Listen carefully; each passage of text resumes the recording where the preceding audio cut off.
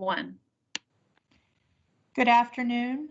My name is Melissa Williams, and I serve as the president of the Washington County Board of Education. I would like to welcome the members of the Board of Education, the superintendent, staff, and the community to the Board of Education's public work session. Everyone is participating in this meeting using a telephone or an electronic device.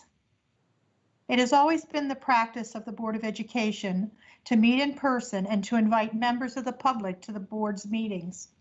Due to the COVID-19 pandemic, certain legal directives, and the need to safeguard the health of the community, it is necessary to participate in this public meeting by phone or an electronic device. Today's public work session will be recorded, and the public may access the public meeting now on Channel 99, Facebook, and on Washington County Public Schools website at wcps.com/school-board/board-meetings. The Board of Education encourages the public to submit their comments in writing to boe@wcps.k12.md.us, and this information will be distributed to board members and the superintendent. At this time, I call to order this public work session of the Washington County Board of Education. I'm requesting that all board members identify themselves in alphabetical order so that we may determine if there is a quorum of board members present.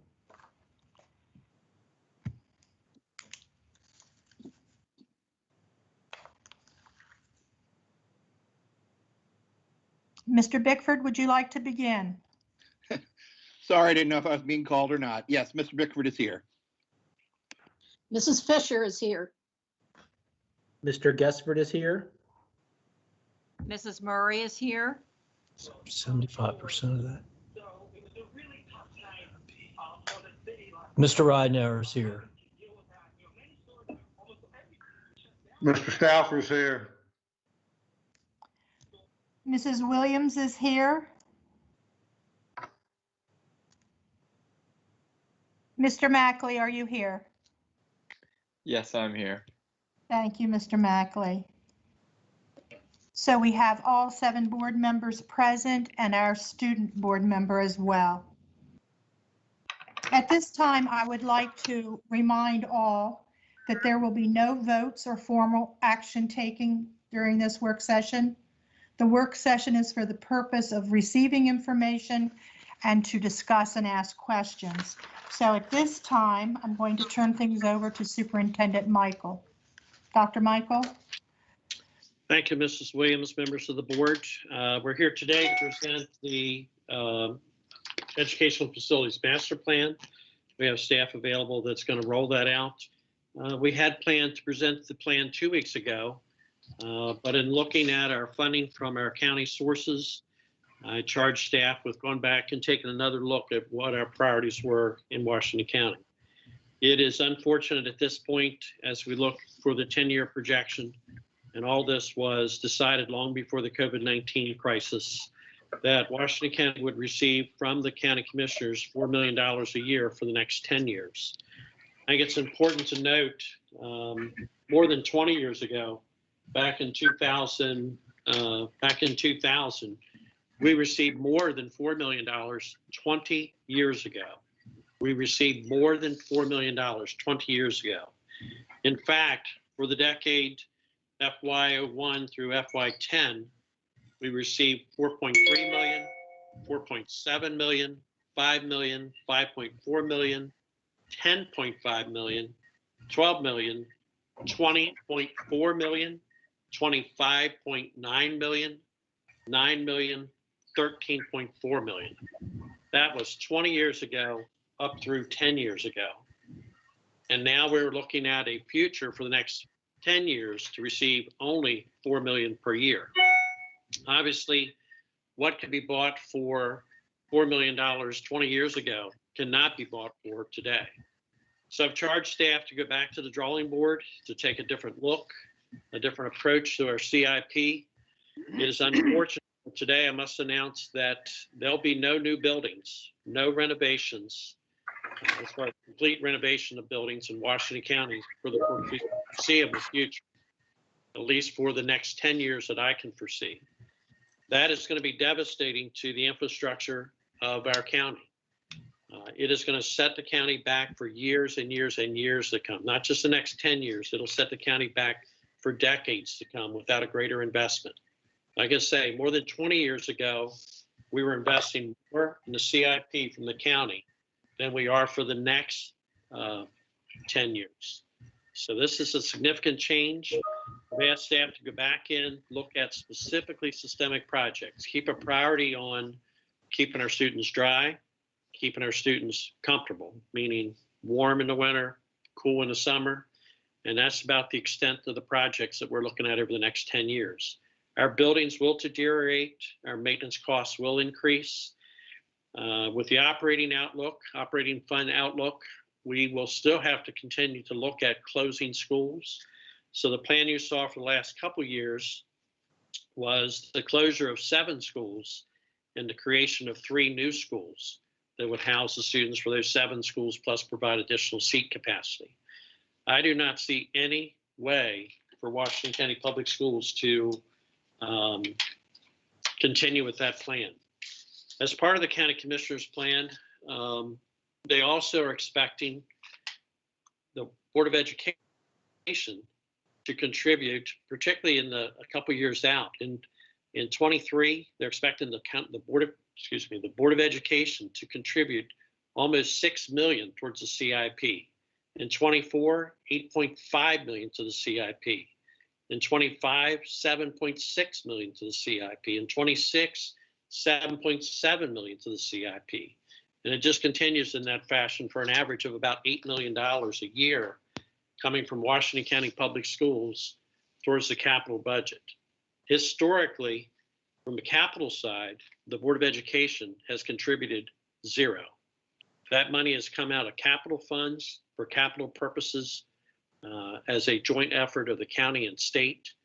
And again, I regret to inform the board that we will not be able to move forward with any of the plans we previously have had. We must look at our systemic projects. It is a Band-Aid approach. It is not a sustainable approach. We only can hope for better times in the future. With that introduction, I'd be glad to answer questions for that in the future.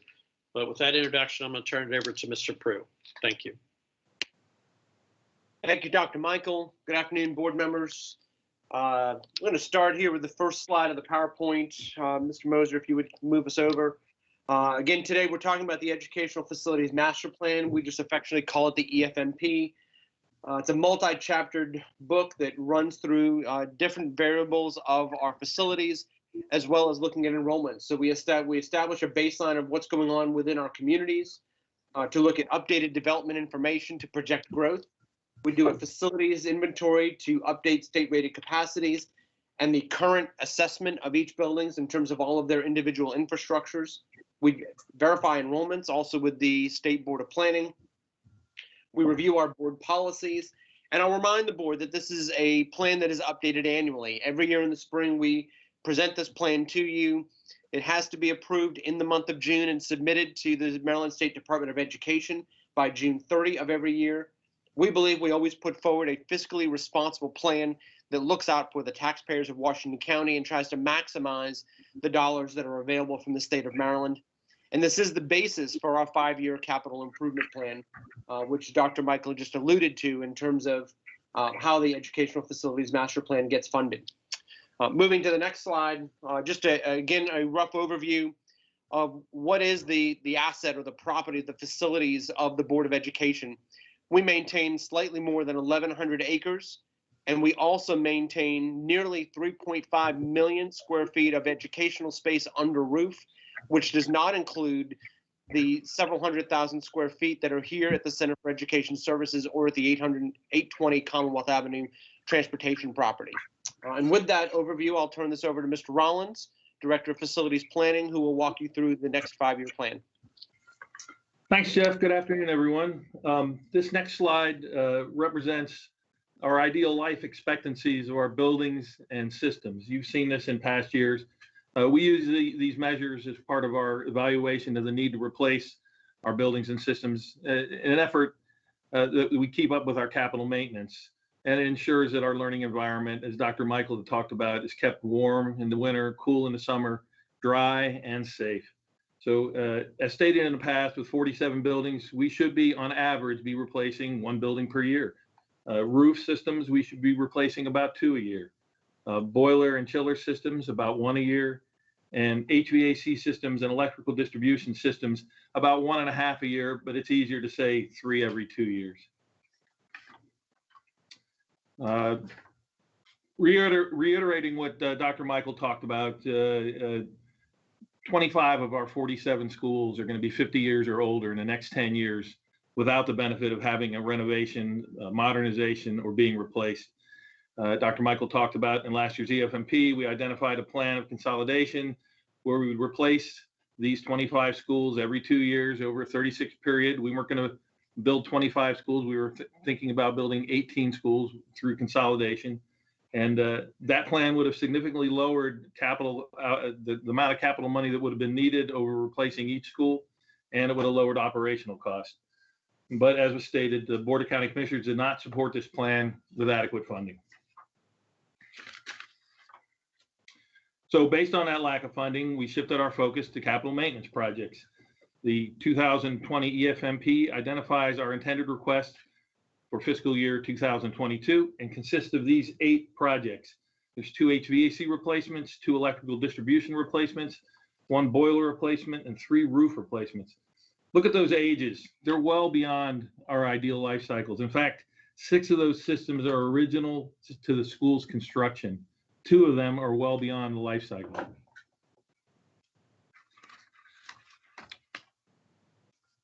Finally, as we go through the rest of the decade through fiscal year 30, the plan maintains its focus on systemic renovations with 40 more projects.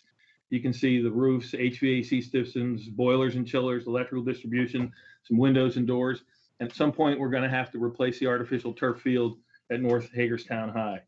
I have to say, even with scaling back from this construction of new schools, the county's proposed $4 million per year that Dr. Michael alluded to. It will not fully support all of these, even these projects in this scaled back way. As a result, the average age of our schools inventory is going to rise from 33 to 43 years by the year 2030, with 25 of our 47 schools being over 50 and headed toward 60 years. This is the first time since the 80s that Washington County or the Board of County Commissioners has not had funding approved for a new school or a modernization in the capital plan. And I think in closing for this presentation, it's very brief this year. The systemic projects are much more succinct than perhaps some of our larger scale projects. Again, just a reminder to the board members that this is a plan that is updated annually. As you know, over the last couple of years, we've morphed that plan several times. Should additional funding become available from the community, this is an opportunity we have again next year where we could come back and reinstate other plans. I think our community will be perhaps disappointed that some of our aging schools will not be replaced anytime in the near future, and we'll have to see what comes of that situation. Dr. Michael, we're back to you. Okay, board members, at this time, we'd be glad to answer any questions you might have about the Educational Facilities Master Plan.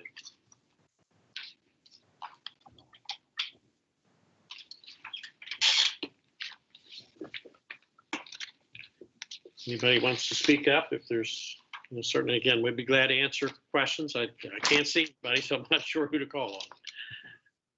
This is Mrs. Fisher. Okay, go ahead. I don't really have a question. I do have a comment for those who may be listening. What you've just heard about the lack of funding from the commissioners will cause the school system to have to dip into our general fund to help cover the costs of the capital fund. And that means that It'll be taking millions away from the instructional budget that is supposed to support teachers and other staff salaries and benefits, instructional materials, technology, including iPads and computers, and so much more. The result is likely to end up being larger classes, fewer raises, less instructional materials, trying to make computers last a whole lot longer when systems are often changed. I just can't see how it's going to happen and what we're going to do in the future if the commissioners do not change their prediction for the next 10 years. Thank you, Mrs. Fisher. And I guess the challenge that I've seen, we've been, sharing this concern for a number of years now. It hasn't just been like this is the first year. We've been sharing this challenge for a couple of years. At one point, they had the number down to like 2 or 3 million was going to be the CIP investment. I do appreciate efforts that they did to get to 4 million, but it's just not a sustainable plan. The challenge of this is going to far outdate, my time here with Washington County Public Schools. Probably the majority of the board members' time as board members. This is just poor planning for the future. I fear it's going to be an economic development disaster for the county. People look to having not only excellent education, but they also look to having appropriate amenities and educational facilities that they're proud to have their children attend. Most people are generally satisfied with their building that they're in today, but can they imagine what that building will look like 10 years, 20 years from now without ongoing maintenance and potential renovation, modernization? Our buildings are not designed to make it 200 years or 300 or 400 or whatever the math might turn out to be. I don't know what school would look like that far out, obviously, but as long as we have children, until we have robots or someone to take care of children, I believe there's going to be a need for children to be, obviously children to be educated, but I think there's going to be a need for a place for children to be educated until there's a means to take care of children otherwise. Again, this is a drastic change from what we've done in the past. It will require ongoing drastic changes, I fear, from our board in the future. It is not a sustainable plan. I feel like I'm pretty good with the budget. I do not see any way for an average contribution to come from Washington County Public Schools of $8.1 million annually towards the CIP. I don't see any math to that. Mrs. Murray, I see your hand up. Unmute here. Yes, and Mr. Bickford, I think you can speak to this as well. You've talked about the Barbara Ingram School, how it's brought people to our county, brought people to our town. And I have to wonder if the county commissioners, if they're trying to build up Washington County and bring in businesses and bring in people to add to the tax base. Of course, these people want to have their children receive an excellent education. They go hand in hand. So to me, it's a no-brainer. Let's keep our schools up to date and draw people to Washington County. Mrs. Williams, I don't know if you want me to call on the board members. I can see Mr. Gessford has his hand up or had his hand up. Yes, I see Mr. Gessford. Mr. Gessford? I'll turn it Thank to you, Mrs. Williams. This would be a question for Dr. Michael. We are looking at this endeavor that's coming forth, and we hate the thought of school closings because of this. I know some of the conversations that's been in the community, they have concerns. What do we feel like we may have to do in order to maintain our schools? I mean, we've got schools that are much older, farther out, and we may have to look at that. What does that picture look like at this time? I mean, we're in an interesting situation. We're seeing slow growth in the county. Obviously, we don't have a lot of housing developments. What housing development we see is primarily concentrated to Hagerstown, or kind of the beltway of Hagerstown, I'll say. We're not seeing it out in the county. So Hancock is plummeting in enrollment. Clear Spring is plummeting in enrollment. Cascade's plummeting in enrollment. Smithburg, Boonesboro are even down in enrollment. I do anticipate at some point that Boonesboro might pick back up as the next area to grow, but it would have to be those 9 annex properties would have to start expanding. And right now, the only property that's active down there is almost completely built out. I don't know if Chad Criswell is on the line and can give us any insight to that, but I think even there, they are basically built out till they start another development. So the challenge we have is the concentration of students are really right here in the city of Hagerstown, and our outlying areas are declining in enrollment. So I would see the need to, again, from an operating budget side, we have to be able to come up with a way to save money. From a capital side, we need to even be looking out 30, 40 years out. How would we maintain buildings that we create today? So do we go ahead and close some buildings, combine some buildings? I don't know what that looks like exactly, Mr. Gessler, but I think it's a task we'll need to take on. Maybe once we're through the COVID-19 issue, maybe in the fall, we just take a greater look at that when we come back with our EFMP or recommendations here in the fall. I am here, Dr. Michael, and I am available to answer any questions, but you were correct. The developments in Boonesboro basically received all the use and occupants permits last time I was down there and checked. Now there are some in planning, but nothing that has gotten a plat approval to move forward that we're aware of. Okay, thank you, Mr. Criswell. Mr. Stauffer, I saw your hand.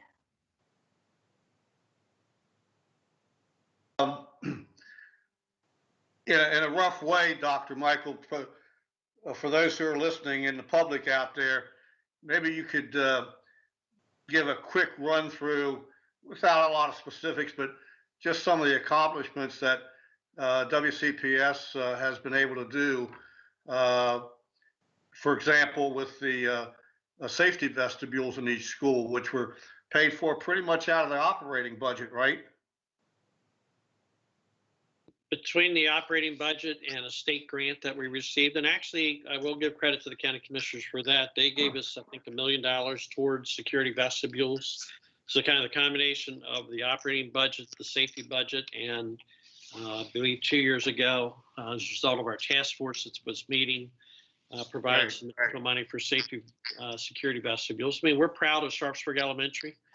It's nearing completion. It's a beautiful facility. It's replacing a very old building that was really inadequate in many ways. It's going to have a beautiful community gymnasium, which is something we haven't been able to have down in that area of the county. So it's going to be an excellent addition. It's going to provide some enrollment relief to Boonesboro Elementary. That was over 100% state rated capacity. I mean, our downtown urban improvement project, the Benson Grove building, academic building, another beautiful facility. The unfortunate part there is the board did have to contribute $4 million of their money from the capital fund for the capital maintenance there. So we have as much money in that as the county has. Obviously, the state ended up being a big contributor there and support from the governor. Thank you to our delegation for helping support that project. A huge, I think, downtown boost to that whole corridor down there in that area. Obviously, Barbara Ingram is one of our top performing schools, and it's mentioned earlier, you know, there's a huge draw and asset. People come seeking to attend a number of our schools here in the county. We've been able to keep up with our systemic projects. Again, we replaced a whole series of schools with Morgansville and Pangbourne and Westfields, Antietam Academy, Jonathan Hager, Ruth Ann Monroe. I mean, we were steadily building, on average, one building a year up until recently. And we understand highway revenue money was cut, things like that. But those funds now are back above where they were before the highway revenue was cut. An argument can be made for them that their money today doesn't buy what it bought 5 years ago, and that's why they need more. Absolutely agree. But that does not get away from the fact that we have 3.5 million square feet of square footage of buildings here in Washington County. And just like your home, if you don't keep up steadily on regular repairs, replacing your air conditioning, your heating unit, your roof, whatever, at regular intervals, you will have a problem with your home. Our buildings are no different. They're just used a lot harder often than someone's home is. So We have accomplished a lot. It's been a great partnership over the years. I mean, you drop back 10, 20 years.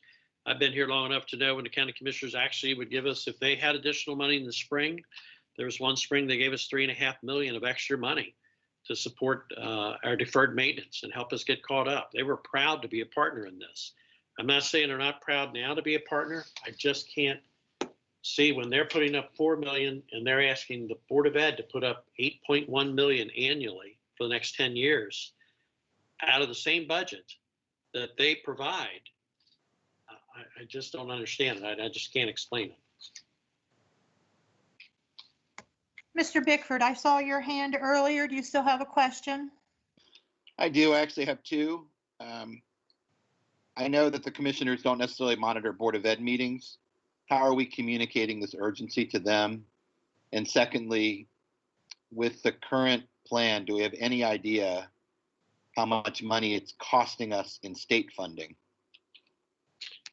Well, right now, state funding coming up, if we don't fulfill the local obligation, we're going to lose out on about 3.1 million in state projects. So we would have to, we have a roof already approved by the state in support of the roof at Western Heights Middle School for about $1.9 million.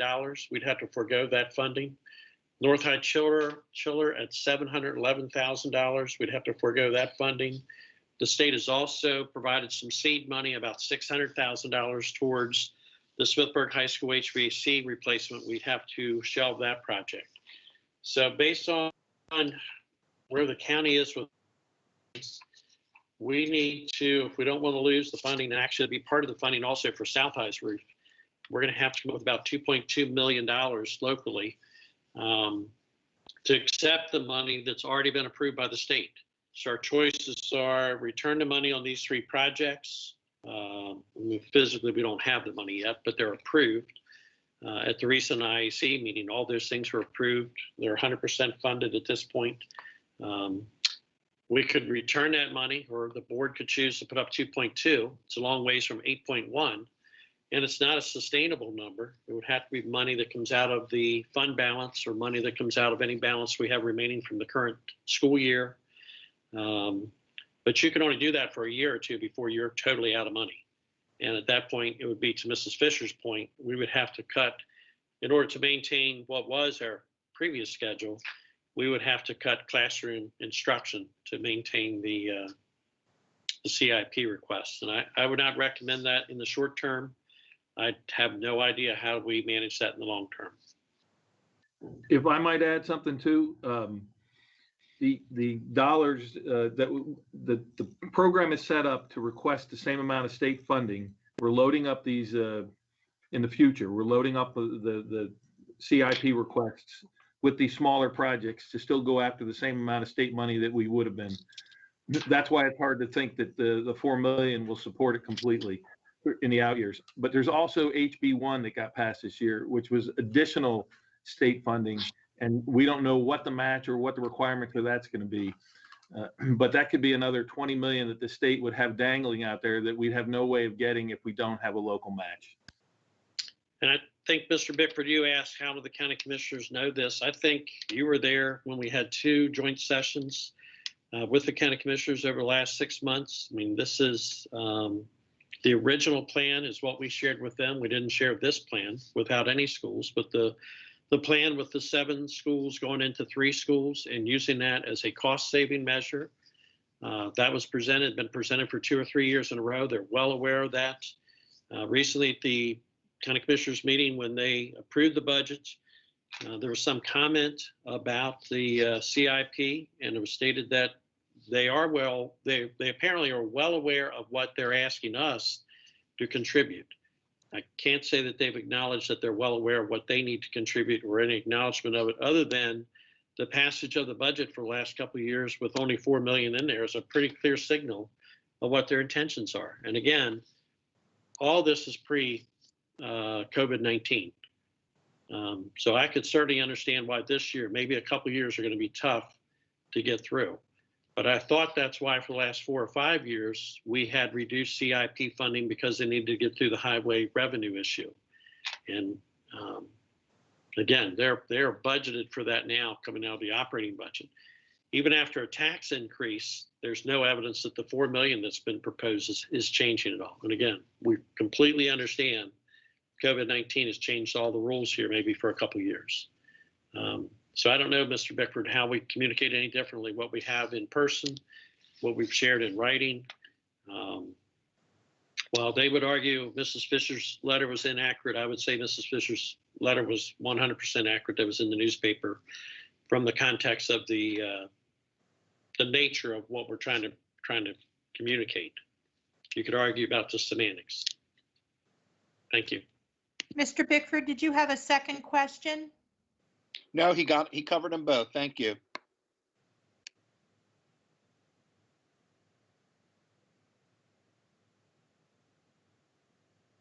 Mr. Stauffer, I see your hand. Yes. So in effect, the way I see it, what they give us, basically the increase that they're giving us because of low effort maintenance of effort, they want us to really give back towards the CIP. That's the way I see it, or is that too much of an oversimplification? I don't think so. I mean, the amount of money that's been given in recent years is what's mandated through the low efforts. That's about $2 to $2.5 million annually. And then the expectation is that we would pick up on average over the next 10 years, 8.1 million, we would contribute somehow new, completely non-budgeted money annually, 8.1 million, $80 million there, $81 million for the next 10 years towards the CIP. I mean, the mathematics, just does not add up. It does not add up. I'll let it go at that. Thank you. Do we have any other questions? Mrs. Fisher, I see your hand.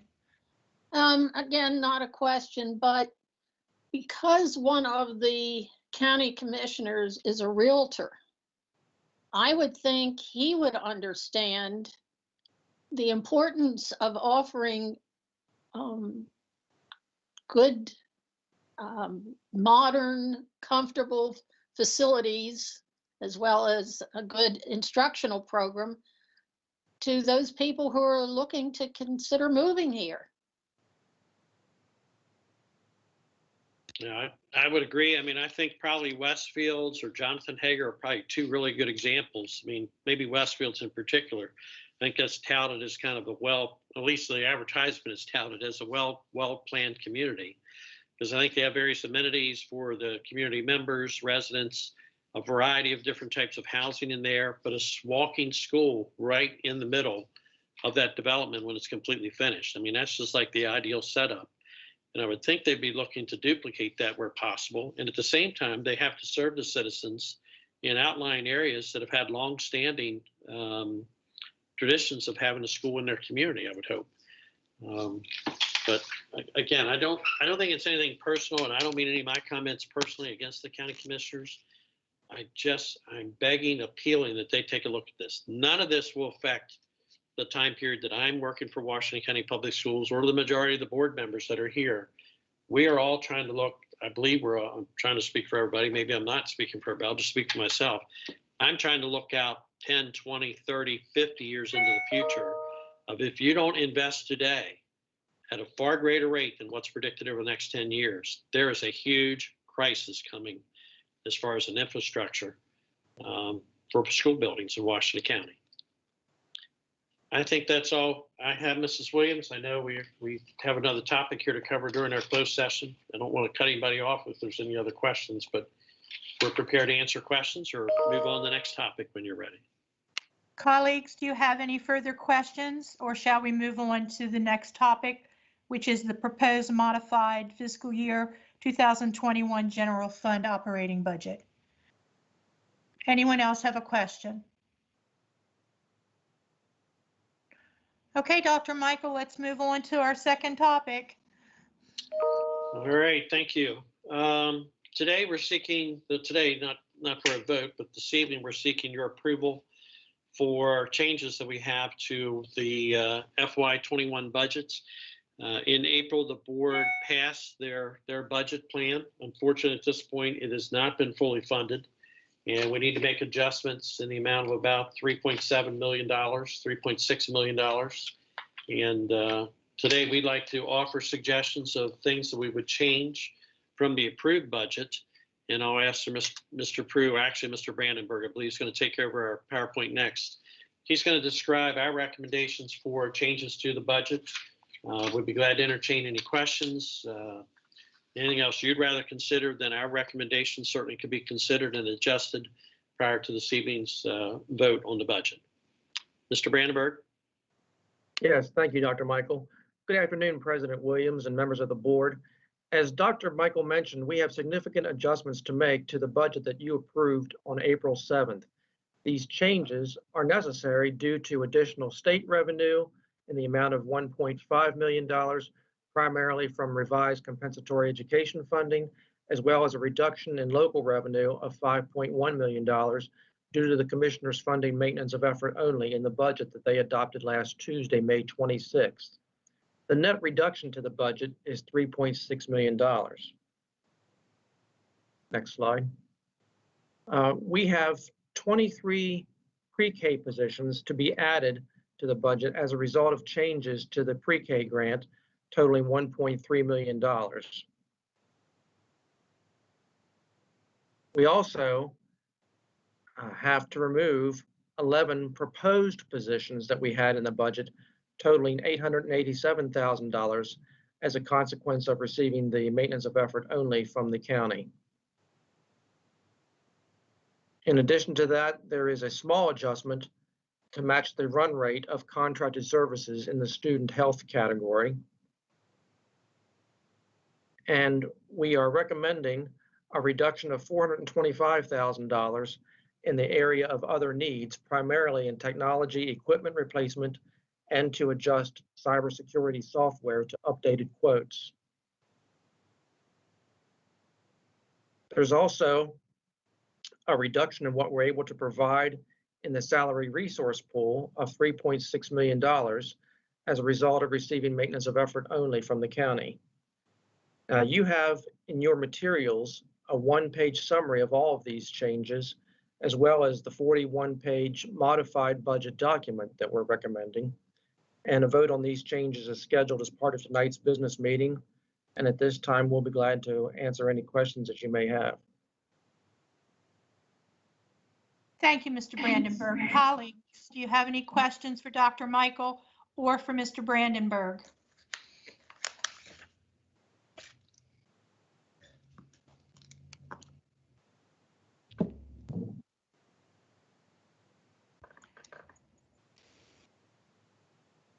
Mrs. Murray has her hand up. I see your hand, Mrs. Murray. Go ahead. Thank you. Yes, I have a question about eliminating 2 speech language pathologists. I know that the current SLPs have a heavy caseload, and especially in our Title I schools.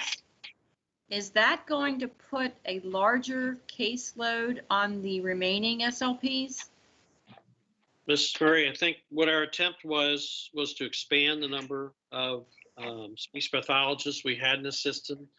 We did, at least 1 or 2 positions made the cut. So we were trying to expand the number that we currently have. So we were adding to the numbers that we had.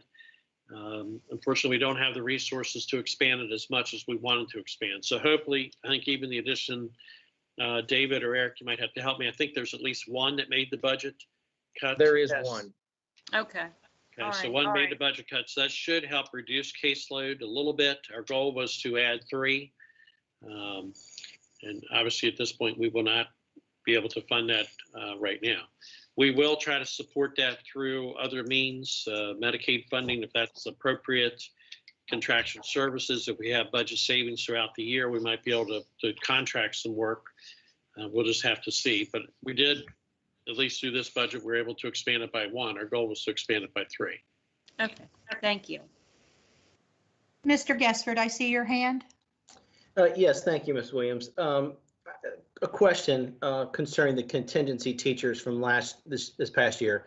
How many did we budget for this year and then wind up having to use? And could you explain for folks who may be listening what a contingency teacher is? I'll take the second question first. The contingency positions, we don't really have any way of 100% accurately predicting where we will have students show up. I mean, probably the biggest unknown for us generally is kindergarten. We just don't know how many kindergartners there are. We do know the birth rate of 5 years ago.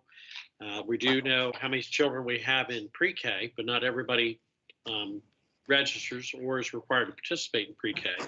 So kindergarten's a little bit of a wild card. And again, with some of our outlying schools, it varies drastically. And the smaller the school, the more challenging it is. So one year it'll be 22 kids and the next year it'll be 32 kids. So it's one teacher one year and two teachers the next year.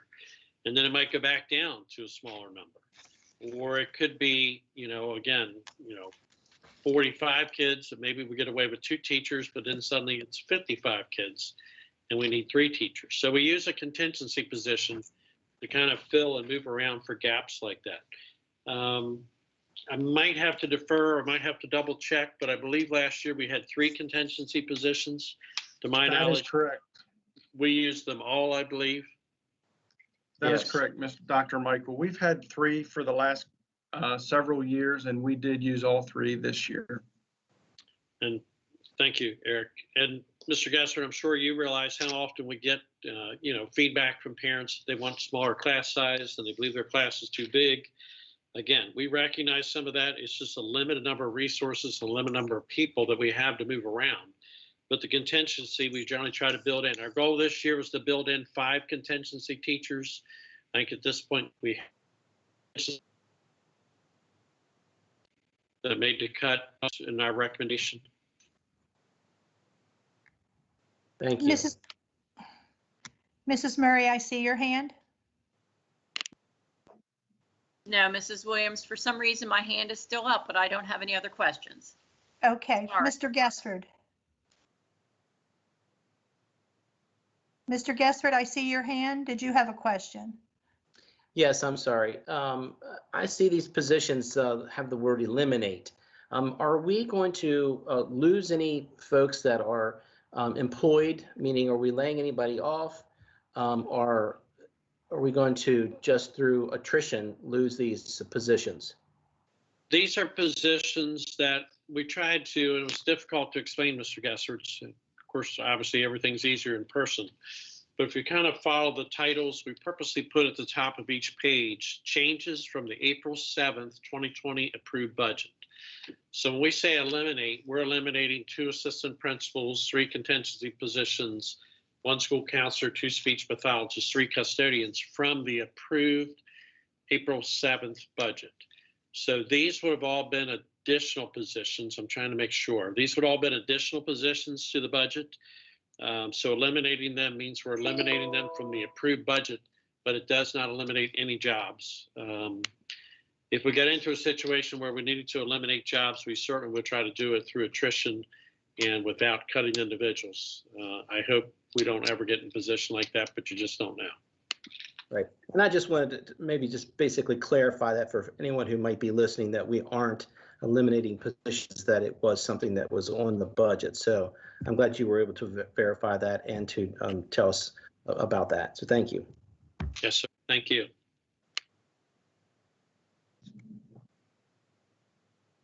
I don't see any other hands. I don't have a question, but I would like to make a few comments. I think it's extremely disappointing that we have to look at making these adjustments, knowing the impact that they're going to have on our students. And it's equally disappointing to think that the county commissioners didn't honor our many requests to fully fund our budget this year. I see the commissioners' unwillingness to acknowledge the growing and pressing needs of our school system, or even to engage in serious discussion about those needs.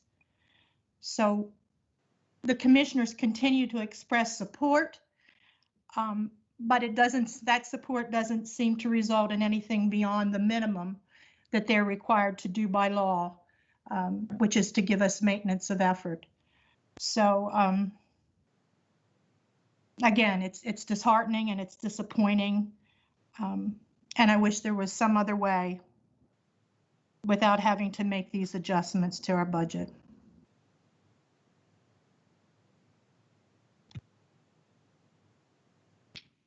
Okay, with that, if there's no other questions, Mrs. Williams, we'll turn it back over to you. Okay. If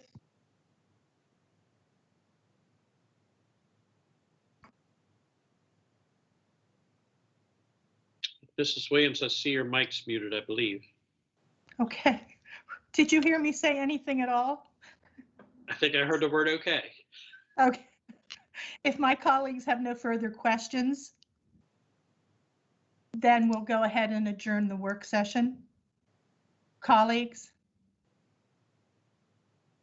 Okay, we stand adjourned. Thank you, Dr. Michael. Thank you, staff. Thank you, colleagues. Thank you.